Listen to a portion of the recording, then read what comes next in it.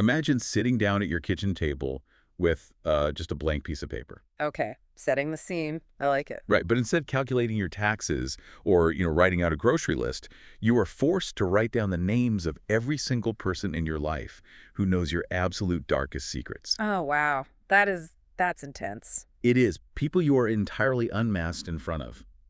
Just think for a second, how many names actually make it onto that list?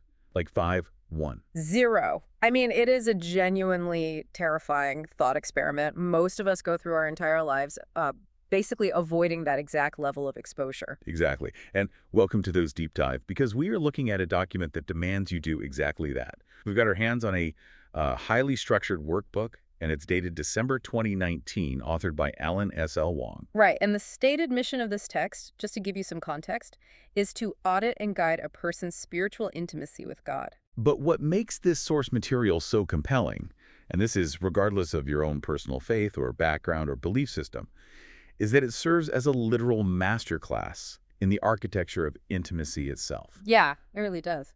We are going to deconstruct this framework today. We want to explore how it maps the sheer messiness of human relational dynamics directly onto the divine. Because to measure something utterly abstract, like, a relationship with an invisible creator, you first need a baseline. Right. You need somewhere to start. Exactly. This text brilliantly argues that you cannot just jump straight into analyzing the metaphysical. You have to start by measuring your capacity for vulnerability using the most concrete and sometimes painfully exposing human metrics available. Okay, let's unpack this, because the workbook establishes what we can call the human benchmark. The human benchmark, right? Yeah, to figure out your capacity for intimacy with a higher power, you first have to look at the person sitting right next to you on the couch. Like, the text literally tells the reader to count and name their human confidants. And it does not leave the definition of confidant up to your imagination either. It sets this rigorous, basically a two-part standard. Which is pretty high, honestly. Incredibly high. According to this framework, a confidant is someone with whom you share private matters, knowing two absolute certainties. First, that they will not think less of you, and second, that they will not repeat those secrets to anyone else.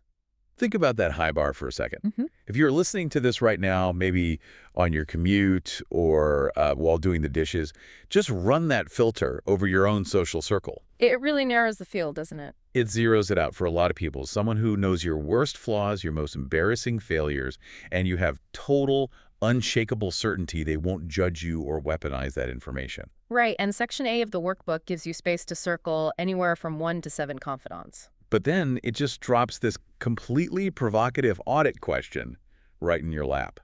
It literally asks, is your wife on the above list? If not, why not? What's fascinating here is the psychological maneuver the author is pulling. The text, it corners the reader immediately. It really does. There's nowhere to hide. No, because it follows up by asking, are there some things in your life that your wife does not know? It's using the most intimate human baseline we have, like a spouse or a life partner, to expose the structural gaps in our vulnerability. Yeah, and the underlying logic there is just piercing. If you are meticulously hiding parts of yourself from the person you share a bed with, how can you possibly claim to have an intimate, open relationship with an all-knowing deity? It's forcing you to look at the raw data of your daily interactions. It's not about theology yet. It's about your actual behavior. Right. So once you realize you might not even be fully vulnerable with your own spouse, Section B of the text shifts its focus to how you currently view God. And it asks you to rank that relationship using some, well, jarringly distinct categories. The list of categories is wild. It is. You have options like creator, distant deity, confidant, savior, master, judge.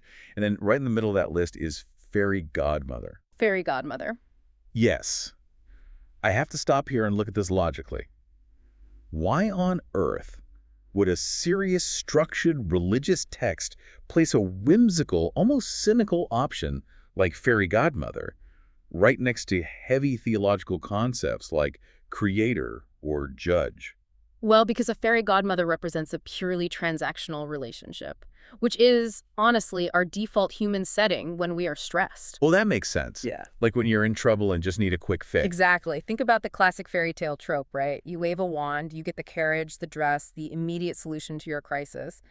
But there is no actual relationship there. Right. She just shows up for the magic trick. Yeah. The fairy godmother disappears the second the transaction is complete. By putting that option on the table, the author forces the reader to confront their own spiritual superficiality. So what you're saying is that a fairy godmother doesn't actually care about you, and you don't care about her. It's just an ATM machine for miracles. That is the perfect way to put it. And acknowledging that you treat a higher power that way is essentially admitting you don't want intimacy at all. You just want a wish-granting mechanism. Exactly. It completely strips away the pious language we usually use to disguise our motives. And the text actually digs even deeper into the psychology of this with a 1 to 5 rating scale that follows. Yeah, those rating scale questions are brutal. They are, because it doesn't ask polite questions like, how often do you pray? It asks you to rate statements like, I envy people who have had close encounters with God, or I feel inferior to people who shared how God answered their prayers. Envy and inferiority. Those are like highly specific, very raw emotions to bring into a spiritual workbook. Most people don't want to admit to feeling envious at church. No, they don't. But they are highly diagnostic emotions. If you feel a pang of envy when someone else describes a profound sense of connection or peace, it reveals a psychological hunger that just isn't being met in your own life. Wow. Yeah, it forces you to recognize an absence. Precisely. You cannot build genuine intimacy until you admit the reality of your current isolation. Which perfectly explains the 5 scriptural relationship images the text provides right after that to help map this journey. Right, the evolution of the relationship. Yeah, it outlines this progression, starting from viewing God as a creator, which is a very mechanical, distant dynamic, kind of like an artist to a painting. Then it moves to father and child, which introduces authority and care. Right, getting a bit closer. Then husband and wife, No. introducing partnership and choice. Then master and servant, bringing in duty. And finally, it lands on friends. Friends, that is a massive shift. It really is. The cognitive shift from viewing a deity as a distant creator to a close friend, it completely rewires how the brain approaches the abstract. But that naturally raises the question, once we see how far we have to go, how does this text actually define what true intimacy looks like? Well, in Section C, the workbook breaks it down to its absolute core mechanics. It poses questions to the reader, like, is it intimacy spatial? Is it just emotional? Is it merely having knowledge about someone? And it rules those out as being incomplete. Yeah, right.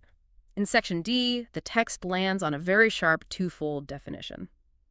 Intimacy is the continuous process of A, knowing, and B, being known. It is a reciprocal loop. Here's where it gets really interesting, especially regarding that first half the process of knowing. The text issues this strong, almost severe warning against becoming what it calls a second handler. A second handler, such a great term. It is, and it defines a second handler as someone who only learns and shares what others say about God, rather than experiencing the richness of the primary source for themselves. Let me throw an analogy at this to see if I'm understanding the mechanism here. Go for it. It's the difference between reading a Wikipedia page about a famous celebrity versus actually having dinner with them. Oh, I like that. Right, because I could memorize an actor's entire Wikipedia page. I could Yeah. know their hometown, their favorite foods, their entire filmography. I possess all the data. But if I walk around telling people that the actor and I are close, intimate friends just because I read their biography, I'd be delusional. You sound crazy. That is the perfect analogy, because a second handler is essentially surviving on the fumes of someone else's dinner conversation. Just scraping up the leftovers. Exactly. They are taking a pastor's experience or an author's insight or, a podcast host's summary, and they're wearing it as their own spiritual identity. But true knowing requires primary first-hand friction. It requires you to sit at the table yourself. Okay, but then we hit the second half of that intimacy definition. Yeah. The concept of being known. And there is this fascinating theological and psychological paradox presented right there in footnote 2 of the source material. Oh, footnote 2. Yes, this is where it gets heavy. Yeah, the text references Psalm 139 to remind the reader that God is already all-knowing. He already possesses all the data about your life, your flaws, your secrets. So if a higher power already knows everything, what is the psychological utility of verbalizing our secrets? It seems redundant, right? Exactly. Why go through the painful, awkward process of being known if the other party's database is already full? This raises an important question, maybe the most important question of the whole workbook.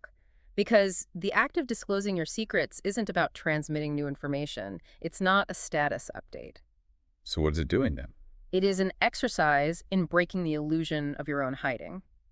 When you verbalize your flaws, it shifts the relationship from a one-way observation, where you are simply a specimen being watched under a microscope, into an active mutual participation.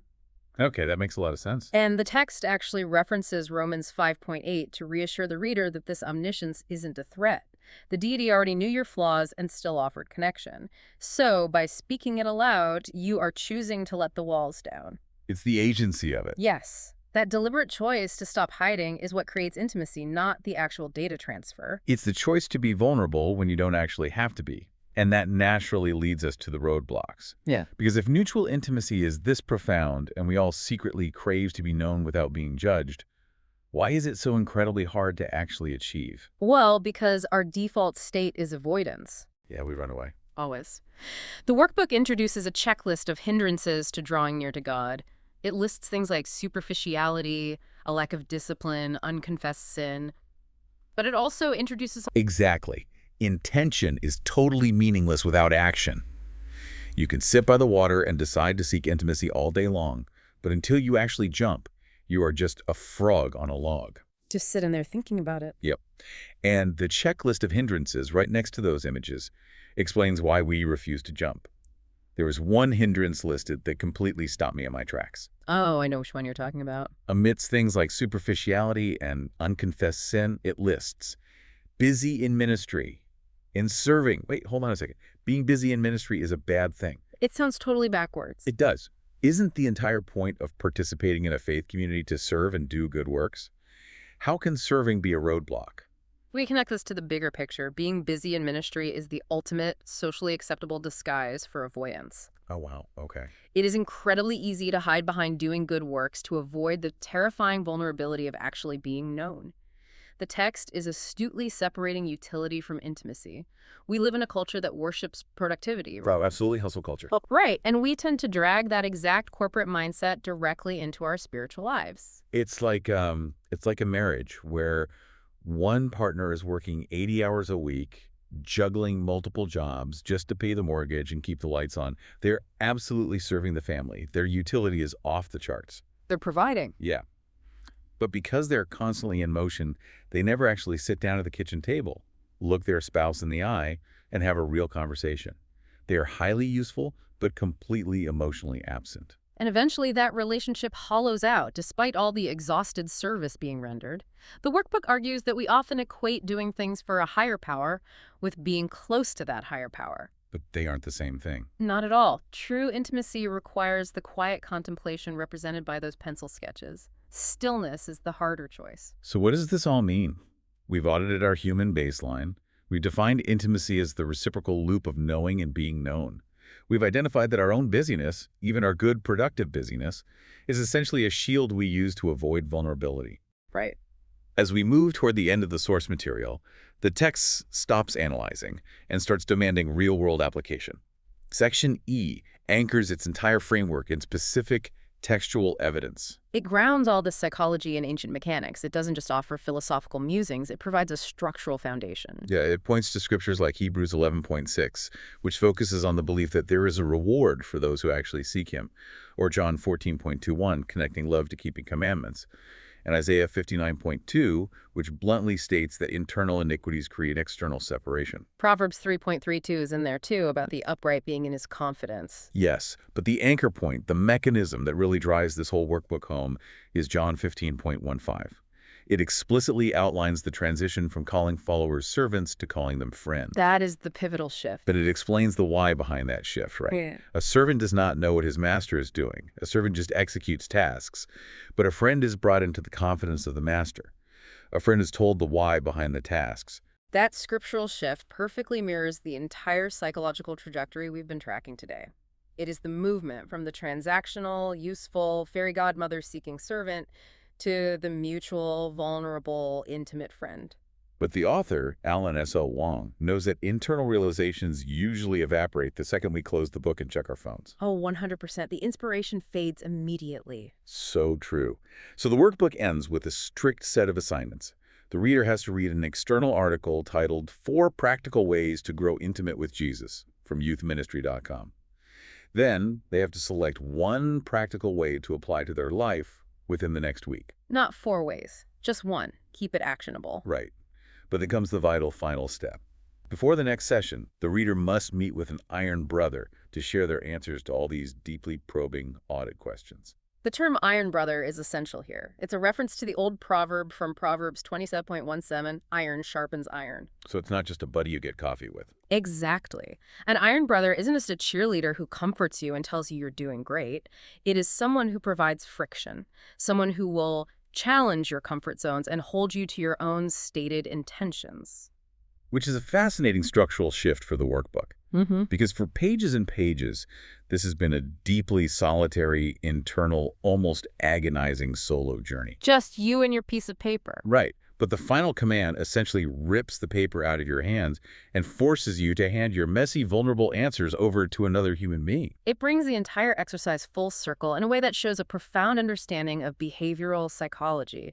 Think about where we started. With a human confidant. Yes, we began by analyzing your human confidants, the visible metric. Then we ventured into the abstract spiritual realm to audit your divine intimacy. And now at the very end, it drags that divine, invisible accountability right back down into the physical world. Because if you just make a quiet promise in your own head to be more intimate with God or to be less superficial, it is incredibly easy to fail without consequence. You just forgive yourself and move on. Precisely. By forcing you to sit across a table from an iron brother, a true confidant, and physically vocalize your envy, your superficiality, your tendency to hide behind busyness, and your specific plan to change. It locks it in. It really does. The text ensures that your spiritual insights are locked in by human accountability. You can no longer be a frog just deciding to jump. You are forced to jump. You are forced to own your own primary experience rather than being a second handler to your own life. It is a rigorous, deeply demanding framework.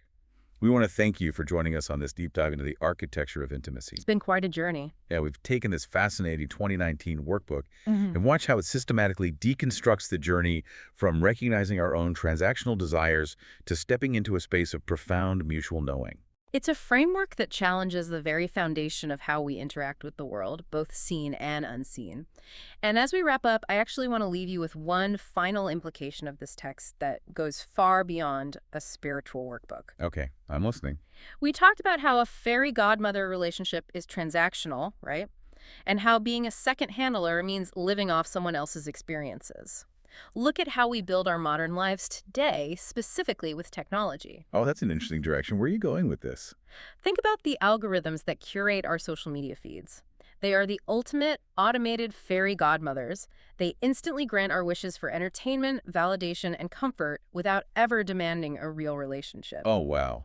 That is terrifyingly accurate. And as we scroll through heavily curated videos of other people's vulnerable moments, other people's insights, other people's lives, we are being trained on a mass scale to become professional second handlers. Just living through a screen. Exactly. We consume the illusion of intimacy every single day without ever having to risk being truly known ourselves. Wow. That is the question to carry with you this week. Are you actively participating in your own relationships? Or are you just letting an algorithm hand you a secondhand simulation of intimacy? Keep digging deep, stay intensely curious, and we will catch you on the next deep dive.